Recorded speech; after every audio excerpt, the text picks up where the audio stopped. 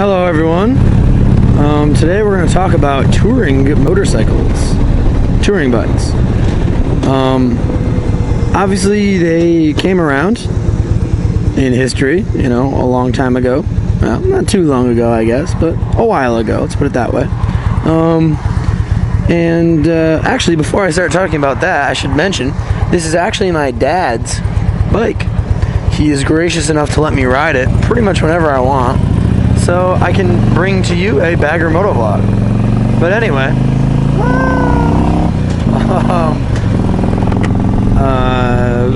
where are we? Touring bikes. Okay, so we're gonna talk about touring bikes since I'm on one. Touring bikes are essentially the epitome of long-distance motorcycle riding as far as comfort goes, obviously. But what I really want to talk about is what's happened in the last, I would say, like 3, 4, 5 years. And there's this bagger movement of people customizing baggers, which people didn't really do that ever back in the day, 10, 15 years ago. Whereas now it seems like people are doing that like crazy. I mean, there's whole TV shows dedicated to there's whole bike building TV shows, and the whole companies are dedicated to just customizing baggers.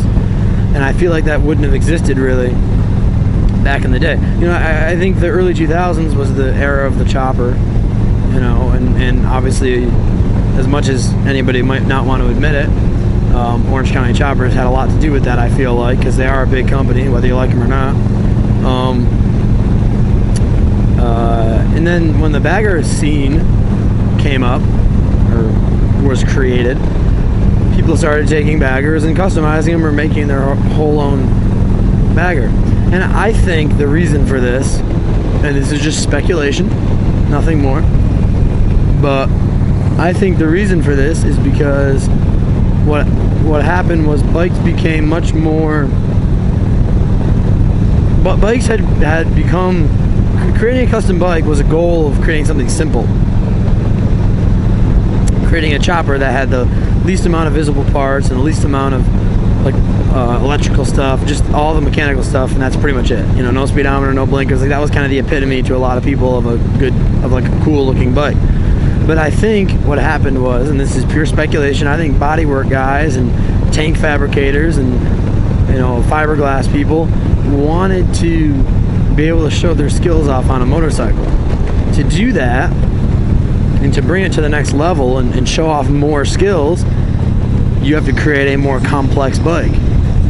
And I think in the form of a bagger, because that way you had all of your frame stuff, you had all your your normal tank and your fenders, but now you have to add in the bags, you have to add in a fairing of some sort generally, and just more styling elements that can be used to show your design and to show what you can do. So what I think happened, and this is anecdotal, I don't really know a whole lot about it, but this is just my opinion on what I think happened. I think people said to themselves, I want to show off my work and show that I can do, this type of paint work and this type of body work and work with fiberglass, work with metal, whatever.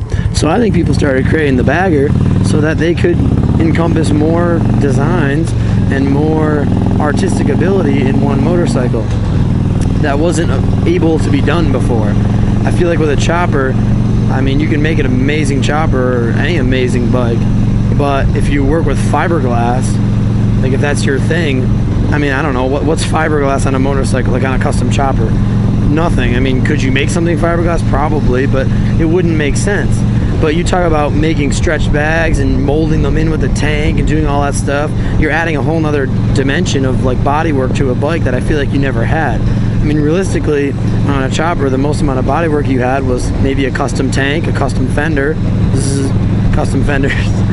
And I don't know, maybe the oil tank. There wasn't a whole lot of fabrication, I guess. Depending on the bike, of course. But point is, I think the bagger movement came along as a way for people to kind of step it up, bring it to the next level, show that their company has more skilled workers and they can make a bike that encompasses more elements and stuff like that. Now, whether or not that's true, I don't really know. It's just my speculation, for whatever that's worth.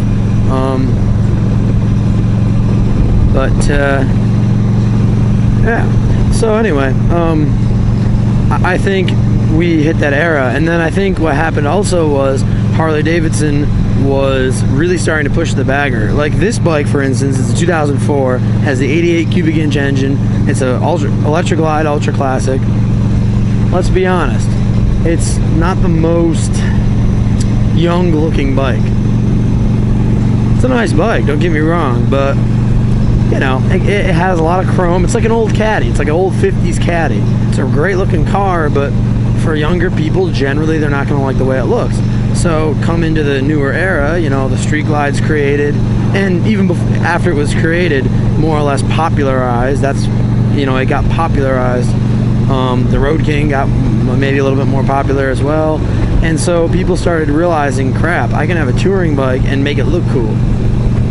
And so I think the customization guys said, let's step it up to the next level and not just throw some bolt-ons on a touring bike. Let's like make it really look cool.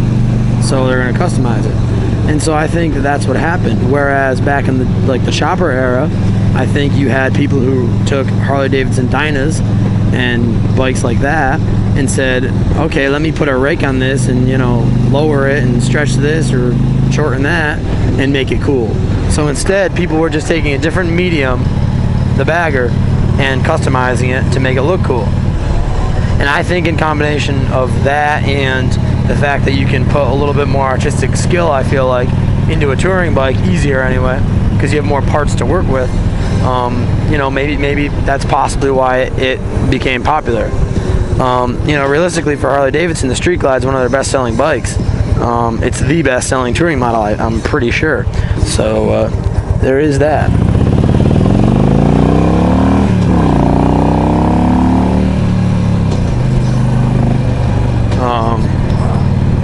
Now beyond that, that bike is. Come on, Jake. Think about what you're saying. Blah blah blah blah. The new touring bikes in general, but like I'm gonna pick on the Street Glide here, is a lot more performance oriented than it used to be. And now they have a 103 cubic inch engine and a 110 inch option if you go with the Screaming or the CVO versions.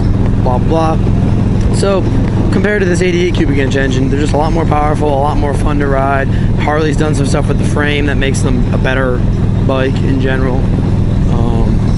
And so it really just became something that people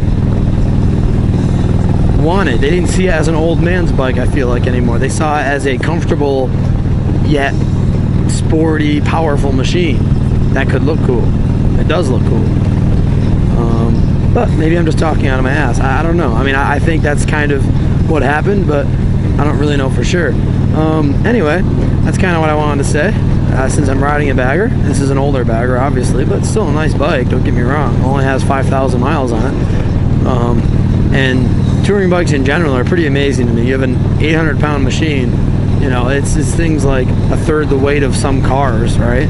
And yet you can, you know, whip the thing around like it's just a toy, and yet you're only you controlling it. There's no power steering, power brakes, power whatever. So I think it's kind of cool. But anyway, so I'll catch you guys later. This is kind of a long video, but I think it's kind of an interesting topic. Let me know if you disagree.